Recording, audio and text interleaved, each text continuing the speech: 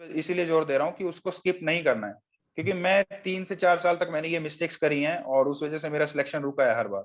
तो मैं नहीं चाहता कि आने वाले एस्पिरेंट्स भी उस गलती को करें और उनका भी सिलेक्शन किसी भी तरह से हैम्पर हो।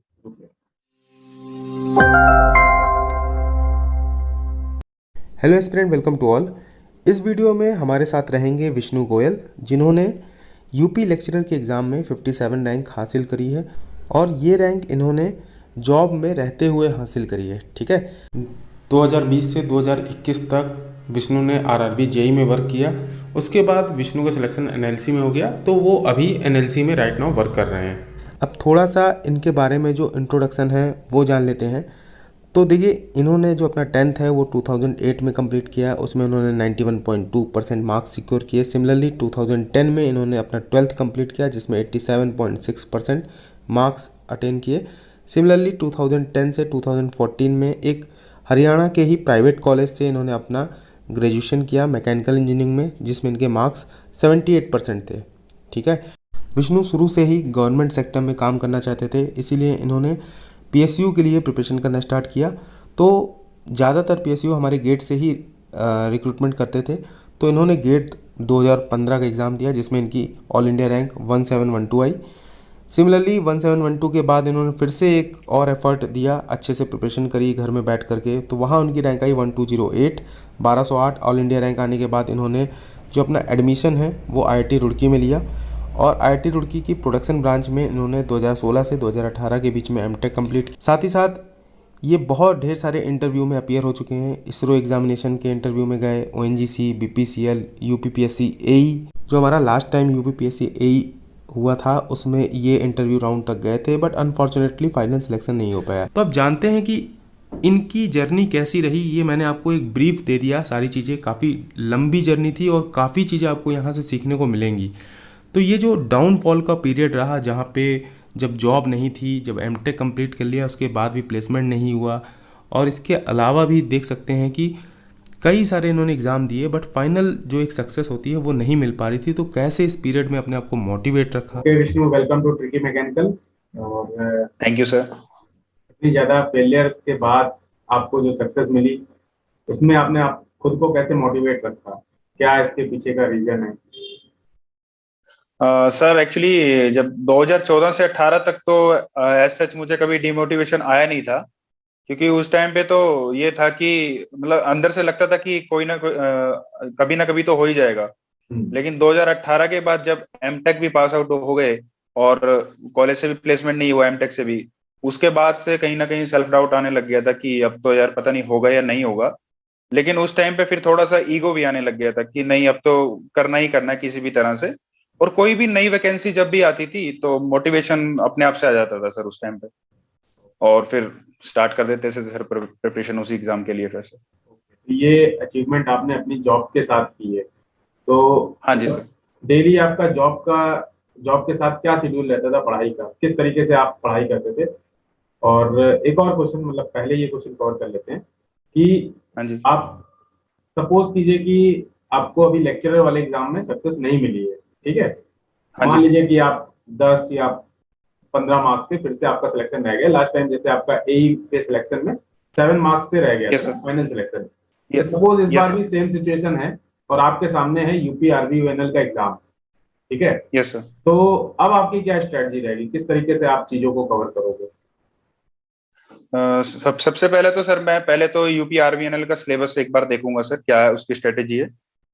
पुराना चीज तो ठीक है, जो हो गया तो वो हो गया, अब उसको तो चेंज नहीं कर सकते कि रिजल्ट हुआ या नहीं हुआ। अब आगे यूपी आरवीएनएल है, उसमें जैसे अभी अप्रोक्सीमेट 2 या 3 मंथ्स होंगे आई थिंक। हम्म। तो उसके लिए पहले मैं उसका एक बार सिलेबस देखूंगा, सारा क्या सिलेबस है उसका।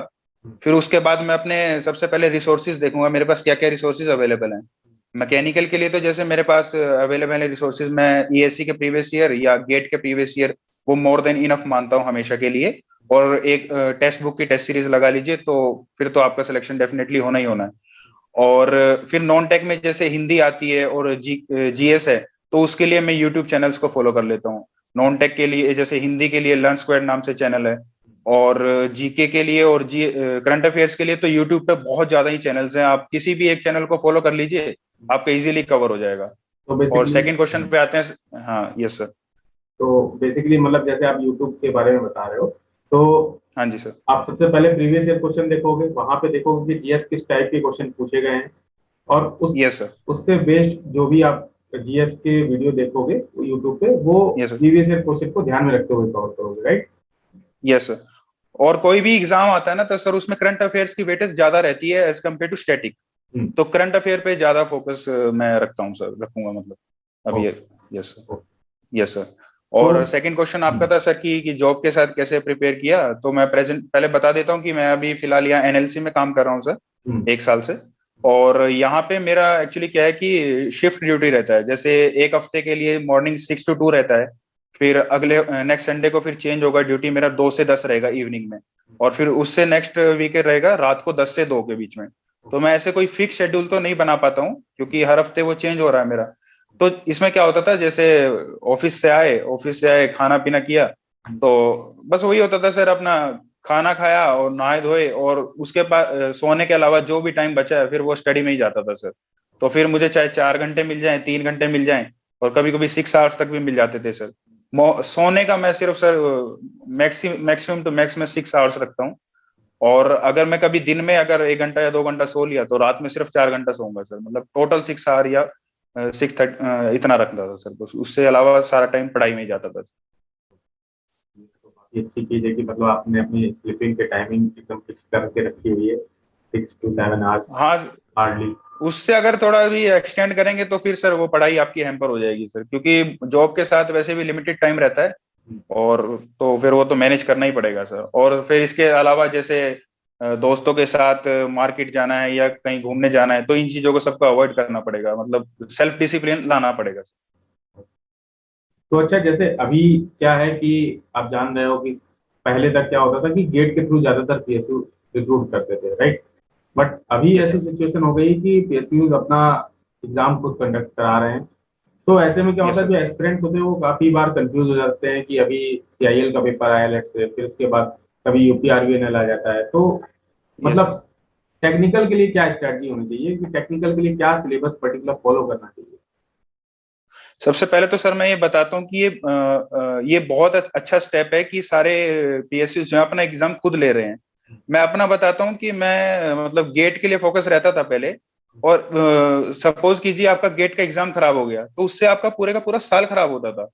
मेरा गेट में सिलेक्शन जैसे मैक्सिमम 74 75 मार्क्स आते थे, और 80 मार्क्स चाहिए कम से कम जनरल कैंडिडेट को सिलेक्शन के लिए। हम्म। तो गेट एग्जाम खराब हुआ तो सीधा आपका 1 साल खराब हुआ। हम्म। अब क्या हो गया ना कि सीआईएल का पेपर आया, 2 महीने बाद आपका एनएलसी का पेपर आ जाएगा, 2 महीने बाद किसी और का पेपर आ रहा है। तो ये तो बहुत अच्छी अपॉर्चुनिटी है। तो इसके लिए मैं यही बताऊंगा कि टेक्निकल पेपर्स में कोई भी पीएसयू है, टेक्निकल का सबका एक ही क्राइटेरिया रहता है, उसमें मोस्टली प्रीवियस ईयर क्वेश्चन ही पूछे जाते हैं। आप अपने गेट की जो प्रीवियस ईयर है अपनी 23 या 25 ईयर्स की, और ईएससी की प्रीवियस ईयर, उसको आप एक तरह से उसको रिलीजियस टेक्स्ट मान लिए अपने स्टडी के लिए।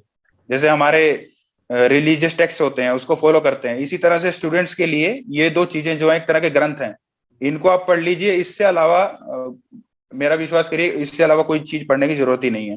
बच्चे फालतू में कंफ्यूज रहते हैं कि सर वाईसीटी लगा लेते हैं, इधर का कोई स्टेट का सोर्स लगा लेते हैं, या कुछ कोचिंग वाले ने किसी ने इश्यू कर दी कोई बुकलेट उसको लगा लेते हैं। आप इसको कुछ भी करने की जरूरत नहीं है, सिर्फ गेट प्रीवियस ईयर क्वेश्चन लगाइए और कोई एक अच्छी सी टेस्ट सीरीज लगा लीजिए, वो मोर देन इनफ रहेगी किसी भी एग्जाम के लिए। और फिर अकॉर्डिंगली हर एक पीएसयू का कोई नॉन टेक का होगा, वो उसके अकॉर्डिंग उसको डेफिनेटली साइड बाय साइड तैयारी कर लीजिए, उसके लिए कोई दिक्कत नहीं है। नॉन टेक तो आपका 1 डेढ़ महीने में कवर हो जाएगा इजीली। मेजोरिटी पोर्शन आपका टेक्निकल से ही होगा, सिलेक्शन जो होगा। राइट। तो ये बताइए कि जैसे आप जॉब में थे तो डेली शेड्यूल क्या रहता था, किस तरीके से आप चीजों को तैयार करते थे?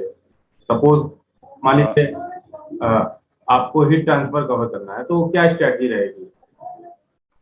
हाँ सर, और मैं ये भी बता देता हूँ कि जब भी मैं कभी भी अपनी तैयारी शुरू करता हूँ मैं सबसे पहले हीट ट्रांसफर से ही शुरू करता हूँ, अरे। क्योंकि हीट ट्रांसफर जो है ना एक छोटा सब्जेक्ट है और जल्दी कवर हो जाता है, तो उससे हमें कॉन्फिडेंस मिल जाता है कि हमारा एक सब्जेक्ट खत्म हो गया। हम्म। अभी स्ट्रेटेजी की बात करते हैं तो स्ट्रेटेजी में क्या करता हूँ ना सर, वैसे तो मैं अभी 2019 के बाद से स्टडी नोट्स पढ़ने अपने छोड़ दिए हैं, क्योंकि बहुत टाइम हो गया तो एक तरह से मुझे वो याद हो गए हैं। लेकिन बच्चों को मैं ये सजेस्ट करूंगा कि पहले अपने स्टडी नोट्स को एक बार रिवाइज कर लें। वो आपका 2 या 3 दिन में एक सब्जेक्ट इजीली हो जाता है, वो डिपेंड करेगा लेंथी सब्जेक्ट है तो उसको 4 दिन भी लग सकते हैं, और हीट ट्रांसफर जैसा सब्जेक्ट है उसको 2 दिन में भी आप जल्दी से जल्दी कवर कर सकते हो। उसके बाद अपने गेट प्रीवियस ईयर क्वेश्चंस लगाने हैं। उसके बाद कोई भी अच्छी सी टेस्ट सीरीज है तो उसको आप लगा लीजिए। अगर तो आप फ्रेश कैंडिडेट हैं तो आप सब्जेक्ट वाइज टेस्ट लगाइए, और अगर आपको 1 या 2 साल तैयारी करते हो गया तो सब्जेक्ट वाइज की बजाय आप फुल लेंथ टेस्ट लगाना शुरू कर दीजिए, तो वो सफिशियंट रहेगा सर।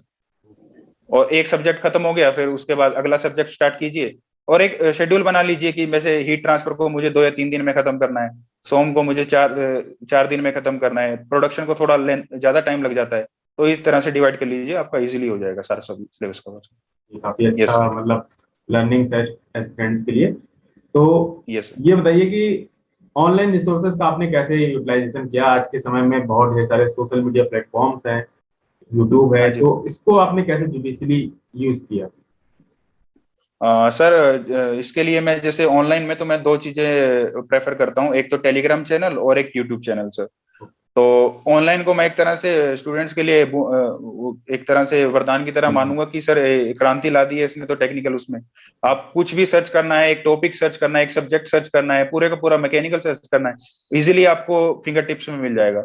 लेकिन आपका वही है कि आपको एक कंसाइज वे में पढ़ना है और डिस्ट्रैक्शन से थोड़ा सा बचना है। तो उसके लिए जैसे मैंने आपके चैनल को सर, ट्रिकी मैकेनिकल चैनल को मैं 2 साल से आई थिंक फॉलो कर रहा हूँ। तो उससे मैंने material science, renewable energy, robotics और आई थिंक एक सब्जेक्ट और था ये मैकाट्रॉनिक्स, ये 4 सब्जेक्ट वहां से कवर कर लिए थे सर। क्योंकि इन चारों सब्जेक्ट्स को जो है ऑनलाइन रिसोर्सेज थोड़े से कम अवेलेबल रहते हैं, या अगर अवेलेबल भी रहते हैं तो वो पेड कोर्सेज की फॉर्म में रहते हैं। लेकिन आपका तो फ्री ऑफ कोर्स अवेलेबल था और क्वालिटी भी अच्छी थी, तो यहाँ से मैंने कवर कर लिया था। और नॉन टेक के लिए जैसे एग्जामपुर चैनल है, वहां से आप रीजनिंग कवर कर सकते हो और एप्टीट्यूड कवर कर सकते हो। और करंट अफेयर्स के लिए तो बहुत सारे चैनल्स हैं सर, उसके लिए तो आप कोई भी एक चैनल उठा लीजिए, क्योंकि करंट अफेयर्स ज्यादा वेरी नहीं करता है वहां से, वो तो आप किसी भी चैनल को फॉलो कर लीजिए, वहां से आपका इजीली कवर हो जाएगा। तो अच्छा ये बताइए, जैसे जीएस और हिंदी के लिए आपकी क्या स्ट्रैटेजी थी? जीएस हाँ में जी भी सर। आपके अच्छे मार्क्स रहे हैं, 30+ आपने स्कोर किया एक बार, और यस हिंदी में भी आपके कंसिस्टेंट मार्क रहे ऑलमोस्ट। फर्स्ट वाला जो एई वाला था वहाँ आई थिंक आपने 45+ स्कोर किया था, और उसमें 52 थे सर, 52। 52। यस और अभी यस जो लास्ट टाइम लेक्चरर का था उसमें भी आपने 30+ स्कोर किया था। तो यस सर। उसमें मतलब क्या आपका प्लान था, किस तरीके से आप इतने अच्छे नंबर लेके आए, जबकि पेपर का लेवल भी अच्छा था इस बार का, लेक्चरर के पेपर हाँ का जी हिंदी सर। का लेवल काफी अच्छा था, तो कैसे आपने हाँ इसमें जी। अच्छा स्कोर किया? सबसे पहले हिंदी की बात कर लेते हैं सर। हिंदी के लिए मैंने थ्योरी के लिए लर्न स्क्वेट चैनल है यूट्यूब पे, हम्म। उसमें आपको सभी लेक्चर्स मिल जाएंगे, वो कवर किए थे। हम्म। उसके बाद हमारी जो व्याकरण आती है सर, व्याकरण के लिए जैसे संज्ञा, ये व्याकरण में आपके संज्ञा, सर्वनाम, विशेषण और संधि विच्छेद वगैरह जितने हाँ भी भाई। हैं, अनेकार्थी शब्द, ये सब। हम्म। उसके लिए सर ये आदित्य पब्लिकेशन की एक यूपी की ही बुक आती है सर। उसमें सारे प्रीवियस ईयर क्वेश्चंस रहते हैं, जैसे यूपीएसआई के, यूपी टेट के, यूपीपीएससी के, एई के, जेई के, सभी क्वेश्चंस रहते हैं। तो हम्म। उसको मैंने उसको मैंने दो दो बार कवर कर लिया था सर, तो वो मोर देन इनफ रहता है। तो उसके बाद आप कोई भी एग्जाम में बैठिए, इजीली आपका सारा सिलेबस कवर हो जाएगा हिंदी का तो। और जीएस के लिए यूपीपीएससी की अगर बात करें तो जीएस में मैंने 2 चीजों को ज्यादा फोकस किया था, एक तो करंट अफेयर्स और एक पॉलिटिकल साइंस। पॉलिटी के लिए मैंने स्टडी फॉर सिविल सर्विसेज करके एक चैनल है, ज्ञान प्रकाश मिश्रा सर का, वो स्पेशली यूपीपीएससी के लिए ही पढ़ाते हैं सर यूट्यूब पे। उनके free of cost syllabus available है सारा कुछ। और करंट अफेयर्स के लिए भी मैंने उनकी एक वीडियोस देखी थी सर। और करंट अफेयर्स के लिए तो ऐसा भी कर सकते हैं, जैसे जिस दिन एग्जाम है ना हमारा, उससे आप 6 या 7 मंथ पहले के पूरे जैसे मंथली एक एक 1.5 घंटे के सर वीडियोस होते हैं मंथली, उसको कवर कर लीजिए। और उसके बाद जैसे हम स्पेसिफिकली जैसे स्पोर्ट्स का कवर कर लिया, साइंस एंड टेक्नोलॉजी का अलग से कवर कर लिया, कोई स्पेशल पर्सन न्यूज में है, ऑथर्स एंड अवार्ड्स हैं, इनको कवर कर लिया सर। और इसके लिए ज्यादा परेशान होने की भी जरूरत नहीं है, डेली अगर हम हिंदी को आधा घंटा दे और डेली जीएस को आधा घंटा दे ले तो ये मोर देन इनफ है। बाकी आपका मेजोरिटी सिलेक्शन जो है, क्योंकि आई थिंक 300 600 नंबर का तो 750 में से 600 नंबर का तो टेक्निकल ही है सर। तो मेजोरिटी आपका कोई भी एग्जाम है तो टेक्निकल से ही सिलेक्शन होना है, तो उस पर फोकस रखें। और नॉन टेक हमारी मेरिट बनाती है सर, नॉन टेक को स्किप भी नहीं कर सकते हैं। Right right. तो मतलब यस सर। आपका मैसेज यही है कि पहले तो रिटर्न में मैक्सिमम टू मैक्सिमम स्कोर करना है, सो दैट इंटरव्यू में आपको इतना फियर ना लगे कि आपका सिलेक्शन नहीं हो पाएगा, आप बाउंड्री पे हो। तो ये हाँ जी सर। आपको अगर अवॉइड करना है तो आपको जीएस और हिंदी इस पे कमांड करनी ही होगी। कमांड नहीं, हाँ जी, हाँ एटलीस्ट जी, इतना यस स्कोर लेके आना है कि आप उसके थ्रू एक बैलेंस स्कोर ला पाओ, क्योंकि टेक्निकल में भी आपको यस अच्छा सर। करना ही होगा, बट सिर्फ यस टेक्निकल सर। में अच्छा स्कोर करने से काम नहीं चलेगा। क्योंकि आजकल क्या है ना सर, टेक्निकल तो बच्चों का बहुत ज्यादा ही स्ट्रांग ऑलरेडी है, क्योंकि राइट। हम उसी चीज को बार बार पढ़ते रहते हैं, बार बार पढ़ते रहते हैं। नॉन टेक को हम इसलिए अवॉइड करते रहते हैं क्योंकि उसमें हमें थोड़ा सा एफर्ट देना पड़ेगा। हम्म। लेकिन उसमें वही अगर हम 1 घंटा भी डेली देंगे हिंदी प्लस जीएस को, तो इजीली हमारा जो है वो मेरिट में एक कदम आगे ही रहेंगे सर। right। अच्छा यस ये बताइए कि टेक्निकल पेपर के लिए मतलब क्या स्ट्रेटजी रहनी चाहिए, किस तरीके से टेक्निकल पेपर को कवर करना चाहिए? जैसे आपने स्टार्टिंग में बताया कि सब्जेक्ट की एक रीडिंग लगा लें, फिर इसके बाद यस सर। रीडिंग कवर करने के बाद हम गेट और ईएससी दोनों के क्वेश्चन कंप्लीट कर लें, फिर यस उसके सर। बाद ये एक सब्जेक्ट आपका कंप्लीट हो गया, राइट? यस अब सर। मान लीजिए ऐसे करके हमने सारे सब्जेक्ट कंप्लीट कर लिए, बट एक ऐसा होता यस है सर। कि मान लीजिए इस पूरे प्रोसेस को कंप्लीट करने में हमारे 3 मंथ्स या 2 मंथ्स निकल गए, राइट? तो यस सर। इसके बाद पहले की जो चीजें हमने पढ़ी है वो क्या होता है कि दिमाग से स्किप होने लग जाती है अगर आपने मल्टीपल रिविजन नहीं किए, और यस आप सर। सपोज कीजिए कि 3 to 4 मंथ्स बाद आपका एग्जाम है, तो अब आपकी क्या हाँ स्ट्रेटजी जी। रहेगी? आपके पास लेट्स से कि 2 मंथ बचे हैं और 2 मंथ पहले आपने सारे सिलेबस को अभी कंप्लीट किया हुआ है, ठीक है, आपके पास सिर्फ दो यस सर। मंथ पेंडिंग है, तो अब इस केस में आप कैसे करोगे चीजों को कवर? इस केस में सर क्या होता है ना, अभी हमें जो है अपने स्टडी नोट्स नहीं पढ़ने हैं, हम हमारे पास क्या रहता है ना कि सभी बच्चों को मैं ये रिकमेंड करूंगा कि अपने शॉर्ट नोट्स जो है ना वो बना के रखें, कि सारे के सारे सब्जेक्ट जो आपके एक कॉपी में कंपाइल हो जाएं। उसमें आपके फॉर्मूलाज भी रहेंगे और जो भी इंपॉर्टेंट पॉइंट्स रहेंगे वो कवर रहेंगे। राइट। तो उसके लिए हमें क्या करना है, अब हमें सब्जेक्ट वाइज करने की जरूरत नहीं है, जस्ट आपकी उस पूरी बुकलेट को रीडिंग करनी है, और फुल लेंथ टेस्ट जितने हो सकते हैं आप उतने ज्यादा से ज्यादा लगाइए। और तब उस टेस्ट में एनालाइज कीजिए कि जिस सब्जेक्ट में आप लैग कर रहे हैं या जिस टॉपिक में लैग कर रहे हैं, उसको फिर ये अपने सब्जेक्ट नोट से दोबारा से एक बार रेफर कीजिए, फिर उस टॉपिक या उस सब्जेक्ट को आप अपने सब्जेक्ट नोट से एक बार रेफर कीजिए, और फिर नेक्स्ट टेस्ट दीजिए। तो इस तरह से आप 2 मंथ, तो मैं बहुत ज्यादा बोल रहा हूँ, 1 मंथ में आप इजिली कवर कर सकते हो कोई भी एग्जाम को। तो ये काफी अच्छी स्ट्रेटजी आपने बताई कि मीन्स आपको हर एक सब्जेक्ट के शॉर्ट नोट्स बना के रखने होंगे। शॉर्ट नोट्स अगर आप नहीं बना रहे हो तो फिर लास्ट में रिवीजन में आपको प्रॉब्लम हो सकती है, क्योंकि सब। रिवीजन में डेफिनेटली प्रॉब्लम होगी, क्योंकि सर हम अपने पूरे के पूरे नोट्स को 3 3 4 4 दिन लगेंगे एक एक नोट्स को पढ़ने में, तो और वो तो पॉसिबल ही नहीं है एग्जाम से पहले। Right right. उल्टा टेंशन और हो जाएगी हमें सर। Yes sir. टेंशन भी होगी, और साथ ही साथ इसके अलावा होता क्या है कि आप कॉन्फिडेंस आपको तभी आता है जब आप सारे सब्जेक्ट कवर करके जाते हो, और अनफॉर्चुनेटली अगर आप यस सर। सब्जेक्ट्स कवर करके जाओगे नहीं और क्वेश्चन की प्रैक्टिस नहीं करके जाओगे तो फिर फायदा नहीं है चीजों का, फिर यस वही सर। होगा कि सिली क्वेश्चन की मिस्टेक्स प्रैक्टिस होंगी। तो hmm. Yes sir. Yes sir, question की प्रैक्टिस जो है वो बहुत ही ज्यादा इंपॉर्टेंट था, तो उसको तो गेट और ईएससी के प्रीवियस ईयर को तो मैं कह रहा हूँ बार बार, इस पर इसीलिए जोर दे रहा हूँ कि उसको स्किप नहीं करना है, क्योंकि मैं 3 से 4 साल तक मैंने ये मिस्टेक्स करी हैं और उस वजह से मेरा सिलेक्शन रुका है हर बार।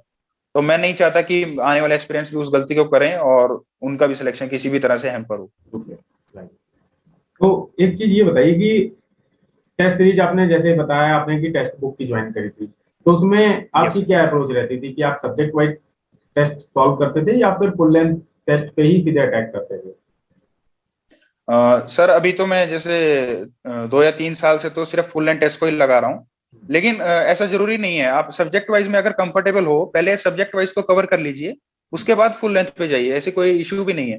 क्योंकि लेकिन मैं पर्सनली तो मैं तो फुल लेंथ को टेस्ट को ही प्रेफर करता हूँ, लेकिन सब्जेक्ट वाइज भी टेस्ट लगा सकते हैं, ऐसा कोई इशू नहीं है सर। देखिए सब डिपेंड करेगा कि आपकी तैयारी किस लेवल पे है, क्योंकि विष्णु की तैयारी यस सर। पिछले 2014 से विष्णु पास आउट हैं, और 14 से लेके तैयारी किसी भी साल रुकी नहीं है, लगातार चली रही है। ये और यस सर। उसका रिजल्ट अभी आया है, बट इससे पहले जो भी रिटन एग्जाम है काफी रिटन एग्जामिनेशन इन्होंने क्लियर किए। तो यस इम्पोर्टेंट चीज ये है कि सबकी स्ट्रेटजी अलग होगी, आपको यस सर। ये चीज देखनी होगी कि आपकी स्ट्रेंथ कहाँ है, आपकी वीकनेस कहाँ है। अगर कोई सब्जेक्ट आपका वीक है तो उस पर आप काम करिए, वो सारे सब्जेक्ट्स को कवर कीजिए जल्द से जल्द, और उसके बाद फिर हाँ ये जी। विष्णु वाला मोड आपको लेना ही होगा, क्योंकि अगर आप इस मोड के थ्रू नहीं गुजरोगे तो फिर कॉन्फिडेंस एग्जाम में नहीं आएगा, फिर सिली मिस्टेक्स या आप बोल सकते हो कि मेरा 5 मार्क्स से नहीं हुआ, इस टाइप की चीजें होंगी, इसको अवॉइड ये करने सिली के लिए। मिस्टेक से सर मुझे एक अच्छा पॉइंट याद आया अभी। फुल लेंथ टेस्ट का मैं एक और बेनिफिट बता देता हूँ। इसके मल्टीपल बेनिफिट्स होंगे। सबसे पहला बेनिफिट तो ये होगा कि जब आप रियल टाइम में एग्जाम में बैठेंगे ना, तब आपको वो सारा जो एनवायरमेंट है ना, वो आपको एक लगेगा कि ये ऐसा मैं पहले भी कर चुका हूँ। क्योंकि आप जब मल्टीपल बार जो है फुल लेंथ टेस्ट दे लेंगे और एग्जाम में बैठेंगे, तो आपको नॉर्मल उसी की तरह लगेगा कि आप जैसे रूम पे बैठ के एग्जाम दे रहे हैं। और साथ ही साथ आपको उस लिमिटेड टाइम में जो है सभी क्वेश्चंस जब आप कवर करेंगे, तो आपको पता लगेगा कि आपकी गलतियां कहाँ पे हो रही हैं। कैलकुलेशन मिस्टेक हो रही है या कोई कॉन्सेप्ट में मिस्टेक हो रही है। तो जितनी गलतियां करनी है आप यहाँ पे टेस्ट में कर लोगे, और एग्जाम में आप कोई गलती नहीं करोगे। और तो टेक्स्ट वो बुक सभी चीजें जो है वो बेनिफिट देंगी। राइट। और टेक्स्ट बुक की टेस्ट सीरीज में सबसे अच्छी पॉइंट ये है कि आप क्वेश्चन को मार्क करके सेव कर सकते हो, राइट? कुछ ऐसा होता है ना? Yes sir, yes sir, yes sir. उसमें आप सेव करके रख सकते हो, और आप एग्जाम से एक हफ्ता पहले तक अपने क्वेश्चंस भी रिवाइज करते रहिए, और थोड़ा टाइम निकाल के उन क्वेश्चंस को भी रिवाइज करते रहिए। राइट। तो आपकी तैयारी बहुत अच्छी हो जाएगी। राइट। Yes sir. तो अच्छा, ये बताइए कि जैसे इंटरव्यू के लिए आप बताइए कि इंटरव्यू जैसे क्या क्या चीजें हुई, किस तरीके का प्रोसेस रहा, आपका इंटरव्यू एक्सपीरियंस कैसा था? तो अपने इंटरव्यू एक्सपीरियंस के बारे में हम लोग को बताइए थोड़ा सा। ये लेक्चरर वाला सर? लेक्चरर वाला, right. Okay okay sir. So सबसे पहले तो जैसे लेक्चरर वाले में हम जैसे एंटर करते हैं सर वहाँ पे, तो हमें सबसे पहले हमारा डॉक्यूमेंट वेरिफिकेशन होता है सर। उसमें हमारे पहले ही हमें बता दिया जाता है कि कौन कौन से डॉक्यूमेंट हमें लेके जाने थे, कितनी फोटोकॉपी चाहिए। तो वहाँ पे सर रहते हैं, तो वो आपको नंबर वाइज, आपकी सीरियल वाइज बुलाएंगे, और आपका डॉक्यूमेंट वेरिफिकेशन वहाँ पे कंप्लीट हो जाएगा। उसके बाद फिर आपको नेक्स्ट एक रूम में जाने के लिए बोलते हैं। वहां से आपको एक स्लिप दी जाती है। यूपीपीएससी का एक मुझे बहुत अच्छा ये पॉइंट लगा कि उस स्लिप के अंदर क्या होगा ना, आपको जस्ट एक नंबर दे दिया जाएगा। उसमें ना तो आपका नाम मेंशन होगा, ना आपका स्टेट मेंशन होगा, कुछ भी मेंशन नहीं होता है। आपकी आइडेंटिटी को एक तरह से हाइड करके रखा जाता है, ताकि इंटरव्यू में किसी भी तरह की पार्शियलिटी ना होने पाए। अब मैं खुद हरियाणा से हूँ और मेरा सिलेक्शन हुआ है, तो ये आप जज कर ही सकते हो कि कोई पार्शियलिटी नहीं हुई है। तो इंटरव्यू स्लिप देने के बाद आपको एक वेटिंग रूम में बिठा दिया जाएगा। फिर आपको जो वहां पे भी दरबान होते हैं एक, वो आपको कॉल करते हैं। फिर आपको वो साथ लेके जो है इंटरव्यू रूम तक लेके जाते हैं। वहां पे उनके रूम के बाहर बिठा दिया जाता है। फिर जैसे ही चेयरमैन वहां से बेल बजाते हैं, तो हमें एंट्री करनी होती है सर। एंट्री के बाद से फिर प्रोसेस स्टार्ट होता है सर। तो मैं इंटरव्यू के बारे में भी डिटेल बताऊं सर, क्या क्या हुआ वहां पे? हाँ, इंटरव्यू में भी बताइए कि कैसे, मतलब क्या पैनल के बारे में बताइए कि 3% थे, 4% थे पैनल में, और हाँ जी। कैसे चीजें स्टार्ट हुई? ओके। तो सर मेरा पैनल जो है वो एसके श्रीवास्तव सर थे। तो उसमें एक चेयरमैन थे एसके श्रीवास्तव सर, और दो हमारे टेक्निकल मेंबर्स थे। वो टेक्निकल मेंबर्स किसी आसपास के कॉलेज के या एनआईटी के या कोई प्रोफेसर भी हो सकते हैं। तो एक चेयरमैन और दो टेक्निकल मेंबर्स। तो जैसे ही मैं एंट्री किया, तो पहले मैंने विश किया, तो सर ने मुझसे मेरी स्लिप मांगी, और फिर उन्होंने मुझे बैठने के लिए बोल दिया। तो मैं थैंक यू करके बैठ गया सर। तो उन्होंने डायरेक्ट क्वेश्चन यही पूछा कि आप एमटेक हैं या बीटेक हैं। उनको नाम तो मेरा पता नहीं था, क्योंकि स्लिप में नाम तो मेंशन होता नहीं है। उन्होंने पूछा एमटेक हैं या बीटेक हैं। तो मैंने बोला सर मैं एमटेक हूँ। तो पूछा कि कहाँ से एमटेक हैं। तो मैंने बोला सर आईआईटी रुड़की से हूँ। अच्छा, वो उत्तराखंड वाली? मैं क्या, हाँ सर उत्तराखंड से पास आउट। तो बोले कि अच्छा, आपका डोमिसाइल कहाँ का है? ऑल्दो ये क्वेश्चन नहीं पूछा जाता था, पर मुझसे पूछा उन्होंने। मैंने बोला कि सर मैं हरियाणा से हूँ। तो बोले ओके ठीक है। तो उन्होंने मुझसे पहला क्वेश्चन ही ये स्टार्ट किया कि अच्छा ये बताइए कि जस्ट अ मिनट सर, मैं फर्स्ट क्वेश्चन भूल गया हूँ कि क्या क्वेश्चन फ्लाइट से आए थे या फिर आप? हाँ सर, उन्होंने पूछा कि अच्छा आप ये बताइए कि आप फ्लाइट से आए हैं या ट्रेन से आए हैं। हाँ। अब मुझे ये पॉइंट जो है वो बड़ा अच्छा लगा, क्योंकि इसमें मैं अपनी जॉब के बारे में बता सकता था। तो मैंने उनको यही बताया कि सर मैं अभी प्रेजेंटली तमिलनाडु में जॉब कर रहा हूँ, एनएलसी में जॉब कर रहा हूँ, और वहां से मैं दिल्ली तक फ्लाइट से आया हूँ, और फ्लाइट से आगे फिर मैं ट्रेन से आया हूँ। तो यहाँ पे मेरे दो क्वेश्चन हो गए। एक तो उनके क्वेश्चन का जवाब दे दिया, और उनको ये भी पता लग गया कि मैं प्रेजेंटली वर्क कर रहा हूँ। हालांकि उन्होंने उस जॉब से मुझे आगे कुछ पूछा नहीं। उसके बाद डायरेक्ट उन्होंने क्वेश्चन पूछा कि अच्छा ये बताइए कि आपके जो टीथ हैं वो बोन है या नहीं है। तो एकदम से शॉकिंग क्वेश्चन था सर ये। जस्ट मैं एकदम से क्या पूछ लिया। तो मैंने फिर थोड़ा सा सोचा कि मैंने बोला कि सर हमारे टीथ जो होते हैं वो बोन नहीं होते हैं। तो बोले अच्छा ये आप कैसे बता सकते हैं। तो मैं क्या सर, मैं बहुत एग्जैक्टली तो नहीं पता, लेकिन सर एक्चुअली जब हम पढ़ते थे 10वीं 12वीं में, तो ये पढ़ा था कि हमारे ह्यूमन बॉडी में 206 हड्डियां होती हैं, और लेकिन उसको उसमें बोन को टीथ को कंसीडर नहीं करते हैं बोन के अंदर। तो बोले यार ये तो वैसे 206 हड्डियों को एक तो याद करना ही बड़ी बात है, ऊपर से आपने तो टीथ को भी याद कर लिया कि ये टीथ में कंसीडर होगा या नहीं होगा। ऑल्दो मैं इस क्वेश्चन में श्योर नहीं था, लेकिन मैंने कॉन्फिडेंटली उसका आंसर दिया कि सर यस मैंने यही पढ़ा है सर। तो बोले ओके ठीक है। तो एक उन्होंने फिर एकदम से क्वेश्चन पूछा। एक्चुअली क्या हुआ ना, मैं इंटरव्यू में फर्स्ट टाइम ऐसा हुआ कि मैं दाढ़ी रख के चला गया वहां पे, बियर्ड रख के चला गया, और वहां पे सभी लोग क्लीन शेव आए हुए थे। अब इंटरव्यूअर ने पूछा मुझसे, चेयरमैन सर ने, अच्छा ये बताइए आपने दाढ़ी रखी हुई है, वैसे अच्छी लग रही है और आजकल फैशन भी है, तो कोई ऐसी कोई इशू भी नहीं है, अच्छा ये बताइए कि दाढ़ी जो है वो सिर्फ मेल्स को ही क्यों आती है, फीमेल्स को क्यों नहीं आती है। तो मैंने बताया कि सर एक्चुअली क्या होता है, जब हम टीनेज में एंटर करते हैं तो ह्यूमन बॉडी के अंदर हार्मोनल चेंजेस आते हैं, तो उसकी वजह से ये मेल्स और फीमेल्स में थोड़े जो है स्ट्रक्चर, फिजिकल अपीयरेंस में उनके डिफरेंस होता है। तो बोले अच्छा कौन से हार्मोन्स उसके लिए रिस्पॉन्सिबल होते हैं। मैंने बोला सर मेल्स में टेस्टोस्टेरोन हार्मोन होता है, और फीमेल्स का मैं अभी याद नहीं कर पा रहा हूँ। तो बोले ओके ठीक है, कोई दिक्कत नहीं है। फिर बोले अच्छा ये बताइए कि जो विजडम टीथ होता है, अकल वाला दांत बोलते हैं उसको, तो ये बताइए कि ये किस एज ग्रुप में आता है। अब सर इसमें मुझे एग्जैक्टली याद नहीं था कि किस एज ग्रुप में होगा, लेकिन मुझे याद था कि जब मैं 25 साल का था तब मेरा आया था, तो मैंने ऐसे ही गेस कर दिया कि सर 20 से 30 साल की उम्र में सर ये विजडम टीथ आता है। बोला अच्छा आर यू श्योर कि इसी एज ग्रुप में आता है। मैं कहा यस सर, मेरा मतलब मैं 25 साल का था सर, मेरा तब आया था। तो इतने में वो टेक्निकल मेंबर बैठे थे, उन्होंने पूछा कि अच्छा आपको कैसे पता लगा कि ये विजडम टीथ है। मैं कहा सर एक्चुअली क्या हुआ था, जब टीथ आया था तो मेरा बहुत ज्यादा पेन हो रहा था, मैं डॉक्टर के पास गया तो उन्होंने मुझे बताया था कि ये विजडम टीथ है, घबराने वाली कोई बात नहीं है, अपने आप से ठीक हो जाएगा। तो वो टेक्निकल मेंबर खुद ही बोलते हैं हाँ हाँ यही पैमाना होता है इसको नापने का कि हमें पेन होता है उस टाइम पे। तो मुझे भी अच्छा लगा कि चलो थोड़ा सा वो सेटिस्फाई है उसी आंसर से मेरे। तो ये एंड हुआ। तब चेयरमैन सर ने फिर डायरेक्ट पूछा कि अच्छा आजकल ये पावर ब्रेक्स का बड़ा जिक्र आता है गाड़ियों में, तो पावर ब्रेक में ये पावर शब्द क्या है ये।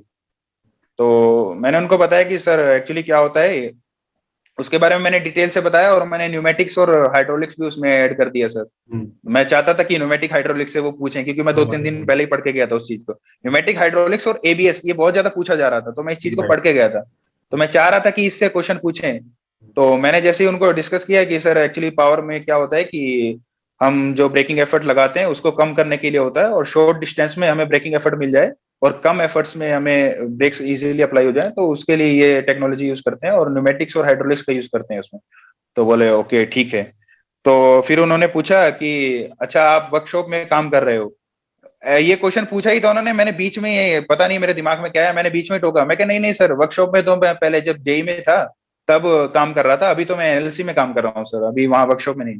बोले नहीं नहीं मैं कुछ और पूछना चाह रहा हूँ। मैं कहा सॉरी सर मैंने इंटरप्ट किया आपको। तो उन्होंने कंटिन्यू किया कि अच्छा आप ये बताइए कि आप जैसे वर्कशॉप में काम कर रहे हैं और सडनली लाइट चली जाती है और 3-4 घंटे के लिए लाइट नहीं आई है, तो आप ये बताइए कि आपके कौन से फंडामेंटल राइट का वायलेशन हुआ है। अब सर मुझे ये बिल्कुल आइडिया नहीं था, तो मैंने बोला कि सर मैंने वैसे राइट टू वर्क के बारे में सुना है, लेकिन मैं फंडामेंटल ये राइट या श्योर नहीं फिर हूँ। वो राइट्स फंडामेंटल पूछा था उन्होंने कि राइट? फंडामेंटल राइट नहीं, राइट पूछा एग्जैक्टली कि कौन सा राइट का वायलेशन हुआ है।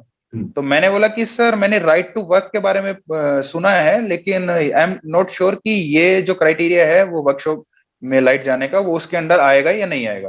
तो चेयरमैन सर बोले ओके ठीक है कोई इशू नहीं है। ठीक है, फिर उन्होंने मेंबर वन जो बैठे थे उनको फॉरवर्ड कर दिया क्वेश्चन। तो अब उन्होंने स्टार्ट किया क्वेश्चन पूछना। अब मेंबर वन का बड़ा इंटरेस्टिंग है सर, क्योंकि मैंने जिस तरह से आंसर दिए ना उसी तरह से वो पूरा मेंबर वन का सारा वो चला है, तो स्टूडेंट्स इसको थोड़ा सा ध्यान से सुने। तो मेंबर वन ने पहले पूछा, फर्स्ट क्वेश्चन जो था, बोला आपने अभी थोड़ी देर पहले हाइड्रोलिक्स और न्यूमेटिक्स के बारे में अभी जिक्र किया था, वो क्या होता है। तो मैं कॉन्फिडेंट था क्योंकि मैं पढ़ के गया था उस सारी चीज को। तो मैंने बताया कि सर न्यूमेटिक्स में क्या होता है, हम कंप्रेस्ड एयर का यूज करते हैं और कोई भी एप्लीकेशन के लिए फोर्स को ट्रांसमिशन के लिए एक लिंक से दूसरे लिंक तक फोर्स ट्रांसमिशन के लिए, या एक प्लेस से दूसरे प्लेस तक।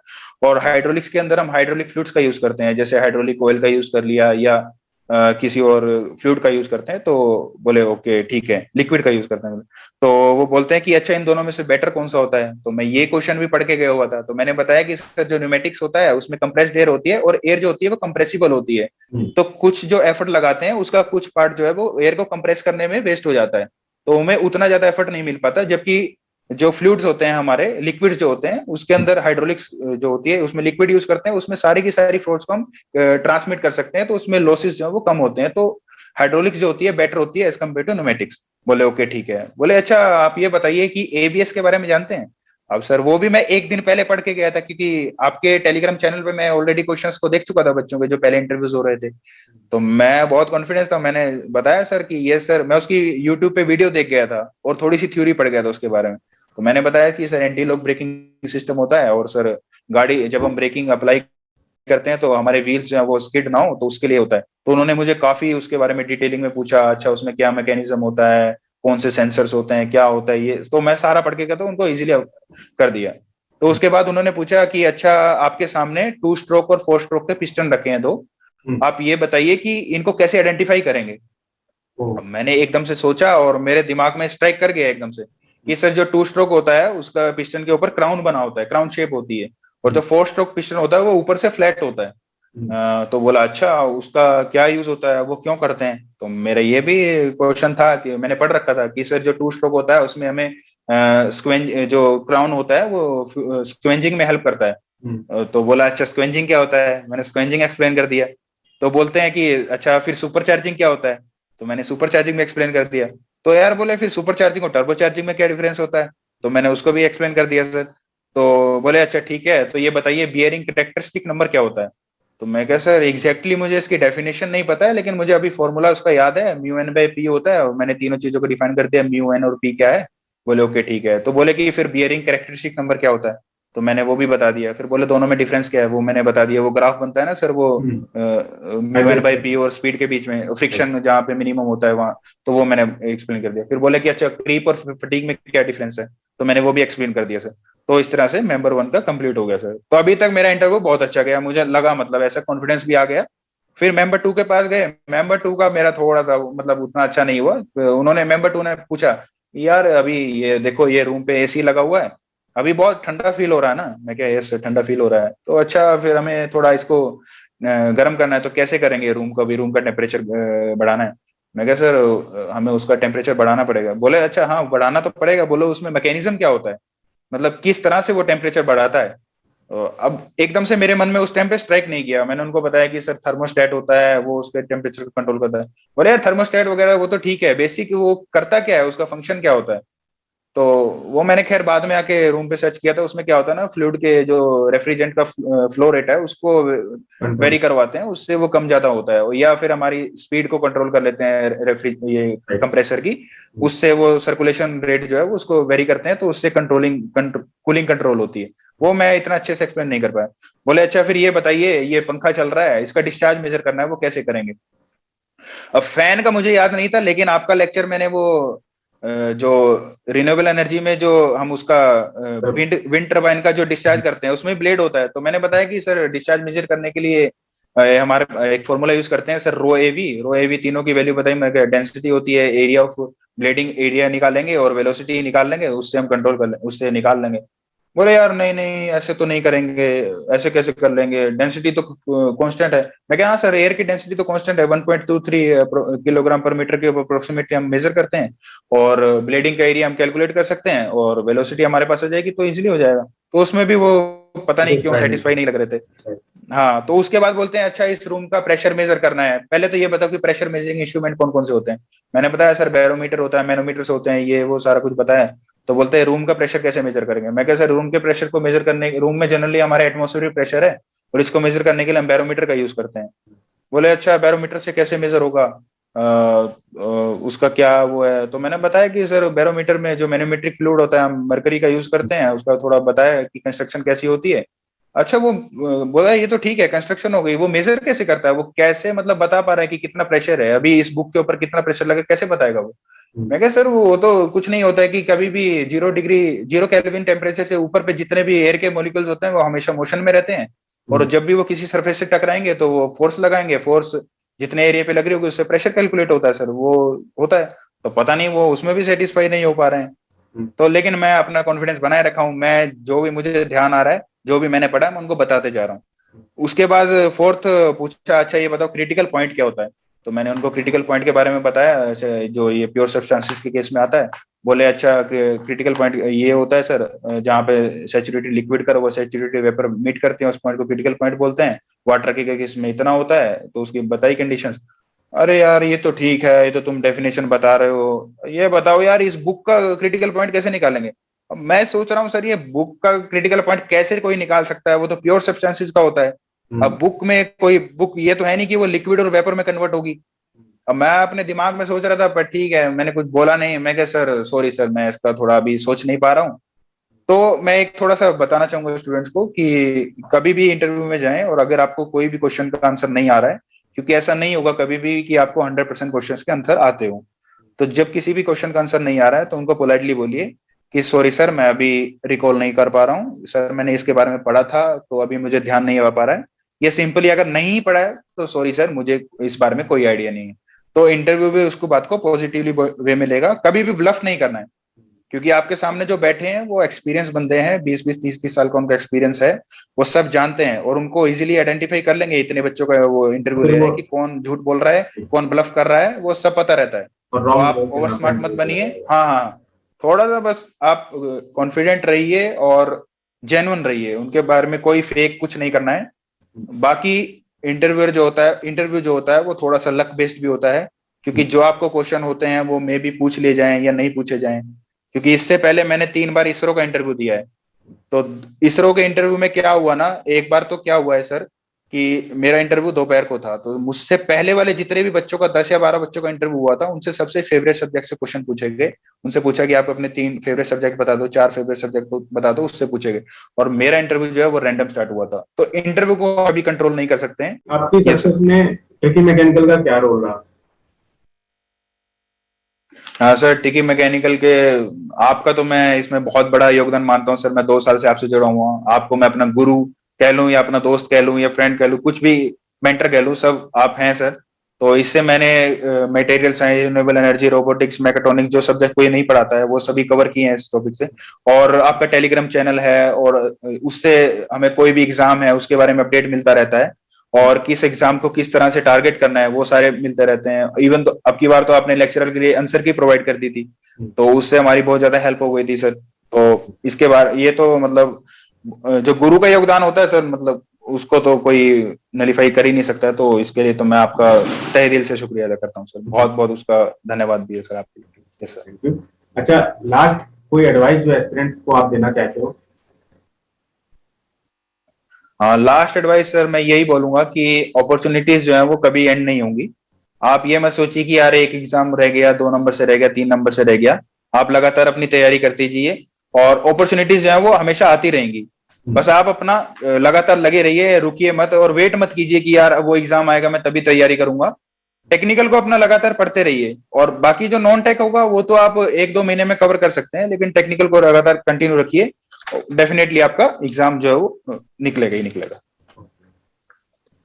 और लास्ट में मैं एक एस्पिरेंट्स के लिए एक थोड़ी सी एक छोटी सी कविता है सर, अगर उनको अच्छी लगे तो मोटिवेट हो सके वो, तो वो करना चाहूंगा कि सब जाग रहे तू सोता रहे, किस्मत को थामे रोता रहे, जो दूर है माना मिला नहीं, जो पास भी है वह खोता रहे, माना की मुश्किल भारी है पर तुझ में क्या लाचारी है, ये हार नहीं बाहर की है भीतर से हिम्मत हारी है, उठ रहे यहाँ सब गिर गिर के, ना उठ तू यूं ही लेटा रहे, सब जाग रहे तू सोता रहे, किस्मत को थामे रोता रहे। तो लगे रहिए यार, डेफिनेटली सक्सेस आपको मिलेगी और बेस्ट ऑफ लक। और कभी भी आपको मेरी जरूरत पड़ती है, आप इस वीडियो में भी कमेंट करके कुछ भी क्वेश्चन है, कोई भी डाउट है, क्वेरीज हैं, वो पूछिए या सर को मेल कर दीजिए। तो मैं डेफिनेटली सर के थ्रू जो आपको आपके सॉल्यूशन क्वेश्चंस के डाउट जो है वो डेफिनेटली सॉल्व करूंगा। Okay, thank you Vishnu for this wonderful session. Thank you very much sir. Thank